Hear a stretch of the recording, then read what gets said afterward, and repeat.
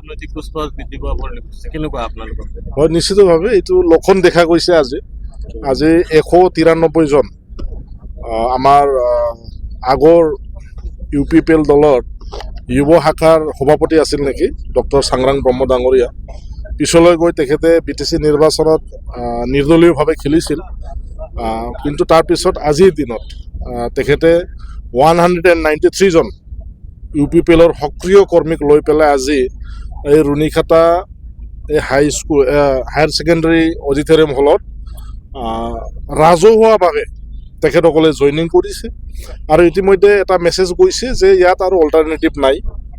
আমাৰ BTC অথবা বড়োলেণ্ড অঞ্চলত BPFৰ বাহিৰে বেলেগ ৰাজনৈতিক দলৰ ইয়াত আৰু ৰাইজক লৈ ৰাইজক সেৱা কৰাৰ কোনো আৰু ৰাজনৈতিক দল নাই বুলি আমি ভাবোঁ।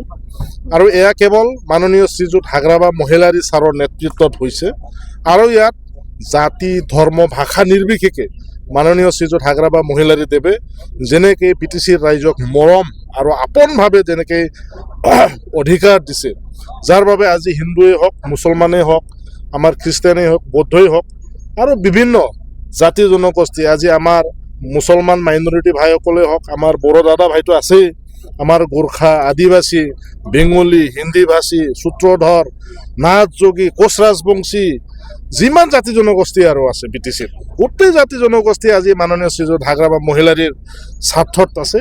আৰু তেখেতে যিহেতু ৰাইজৰ স্বাৰ্থত কাম কৰিছে আৰু আশাবাদী 2000 আমাৰ এই 26ৰ যিটো নেকি বিধানসভা নিৰ্বাচনতো আমি BTCত আমাৰ যিটো হিচাপ 15টাতে আমি জিতি আছোঁ। স্যাৰ, কিন্তু এটা কথা চৰ্চা চলি আছে, হাগ্ৰাবা মহিলাৰীৰ ৱাইফে বিধানসভা খেলিব, এনেকৈ চৰ্চা চলি আছে। হয়, এবিলিটি আৰু কেপাচিটি যদি কাৰোবাৰ আছে তাক আমি আঁকোৱালি ল'ব লাগিব। আৰু মই যিখিনি জানো, মাননীয় আমাৰ BTCৰ চিফ হাগ্ৰাবা মহিলাৰী ছাৰৰ যে মিছেছ এইটোৱেই নহয়, তেখেতৰ নিজাববীয়াকৈ মেডাম আমাৰ চেউলী মহিলাৰী ডাঙৰীয়াৰ তেখেতৰ আজি ইমান বছৰ ধৰি ৰাইজক যেনেকৈ সেৱা কৰি গৈছে, সুখে দুখে তেখেতে ৰাইজৰ মাজত সোমাই পেলাই যেনেকৈ আপোনভাৱে তেখেতে সহযোগ আৰু সহায় কৰি গৈছে, মই ভাবোঁ তেনেকুৱা ধৰণৰ যদি নেতা কেৱল চেউলী মহিলাৰী যে হাগ্ৰাবা মহিলাৰী ছাৰৰ মিছেছ বুলি নহয়, তেনেকুৱা ধৰণৰ নেতাক যাৰ এবিলিটি আৰু কেপাচিটি আছে, আমি BPF দলে তেনেকুৱা ধৰণৰ নেতৃত্বক আঁকোৱালি ল'ব লাগে।